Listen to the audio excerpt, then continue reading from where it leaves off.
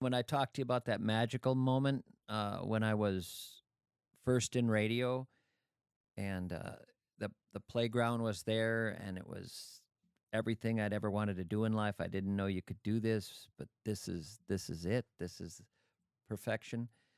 Something akin to that happened later on when the Atlantic did a story on my show, James Fallows at the Atlantic.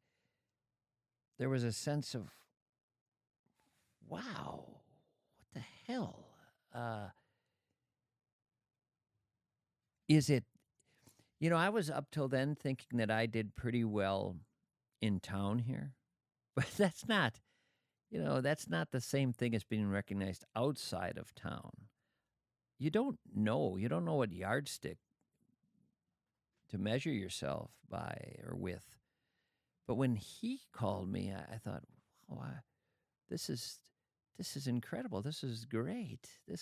How can you not love that? In the end, I told myself, well, wait a minute, it's still just one guy.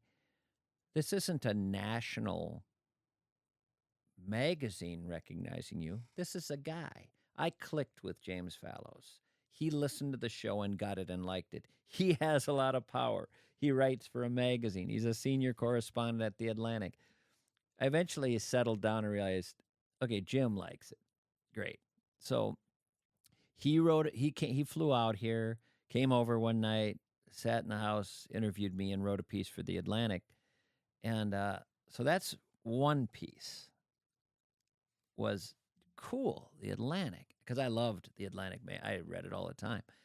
And Fallows I read all the time. So that was fun, and that was great. And he and I would become friends, and that was delightful too, and I love him. But there was another part of this that was so bizarre. I don't think about it anymore. I haven't thought about it in a long, long time, but I think it's August of 2001, is it, when that comes out? And early September, I get a letter from Garrison Keillor because he had been quoted in the piece. And he, when asked about my show, said, I haven't heard it. I've heard some interesting things about the guy. Sounds like a good show. Just a line like that. And his letter to me was saying that that was not true, what he had said to the Atlantic. He had said that because he didn't understand why they were talking to him about my show. So he just threw a line out there that he hoped would not even be used. But I have to say, if you're Garrison Keillor and a national magazine is doing a story about a radio guy in St. Paul, and you are in St. Paul, you've been on the cover of Time magazine, you're a radio guy, the idea that you wouldn't be called or interviewed. What did it say on the cover of the Atlantic when it came out? The other radio guy from St. Paul at the top of that cover page. Of course you talked to Keillor. He didn't think they'd use his line. Well, Fallows used the line. And Keillor was embarrassed in this card. He said, of course I know who you are. Of course I listen. I love your show. I just didn't know why they were talking to me. And, boy, I'd love to have lunch with you if you'd like to come over.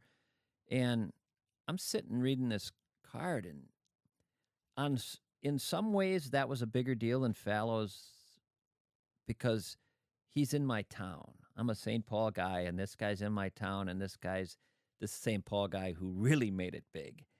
And he wants to have me over. I can't believe it. I cannot believe it. And I go over and I have lunch with him, and after we're sitting out on his porch, and I'm still a little bit not in my body, and he asks me if I want to take the helm at Prairie Home Companion. And I think everything just kind of,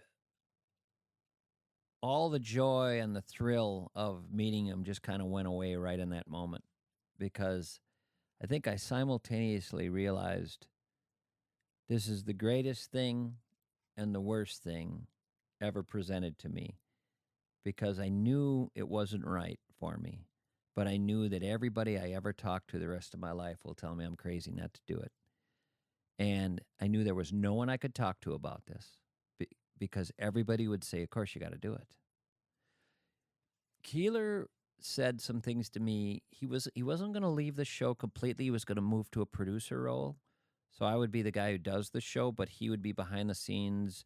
We'd work on stuff together. I assume some stuff I'd write myself, some stuff we'd collaborate on.